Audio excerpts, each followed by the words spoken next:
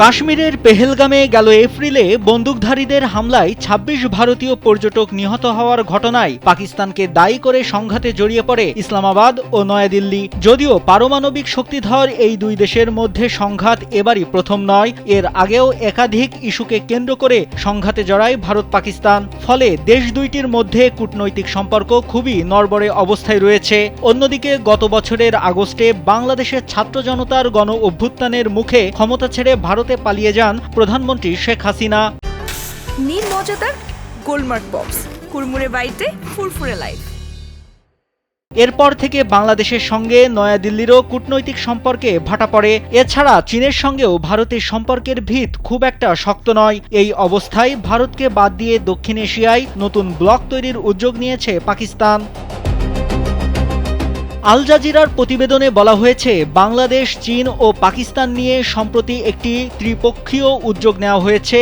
এটি এ অঞ্চল এবং এ অঞ্চলের বাইরের অন্যান্য দেশকে নিয়ে আরও সম্প্রসারিত হতে পারে।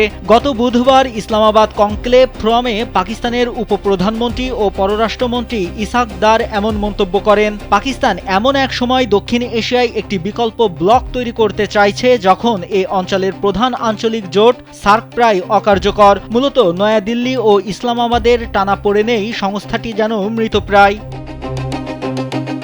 গত জুনে চীনের ইউনান প্রদেশের কুনমিং শহরে বাংলাদেশ, চীন ও পাকিস্তানের কূটনীতিকদের মধ্যে একটি ত্রিপক্ষীয় আলোচনা অনুষ্ঠিত হয়। এতে আঞ্চলিক স্থিতিশীলতা, অর্থনৈতিক উন্নয়ন ও মানুষের জীবনমান উন্নত করা নিয়ে আলোচনা হয়। তবে তারা জোর দিয়ে বলেছেন, তৃতীয় কোনো পক্ষকে নিশানা করে এ আলোচনা করা হয়নি। ইসহাক দার বলেন, পাকিস্তান এমন একটি দক্ষিণ এশিয়া কল্পনা করে যেখানে বিভাজনের পরিবর্তে সম্পর্ক ও সহযোগিতা থাকবে, সমন্বিতভাবে অর্থনীতি বৃদ্ধি পাবে, আন্তর্জাতিক মানদণ্ডে বিদ্যমান বিতর্কে শান্তিপূর্ণভাবে সমাধান করা হবে এবং মর্যাদা ও সম্মানের সঙ্গে শান্তি বজায় থাকবে।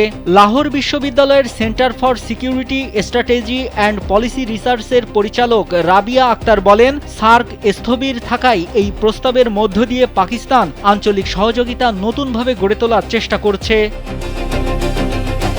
নাইমুল হাসিব, কালবেলা।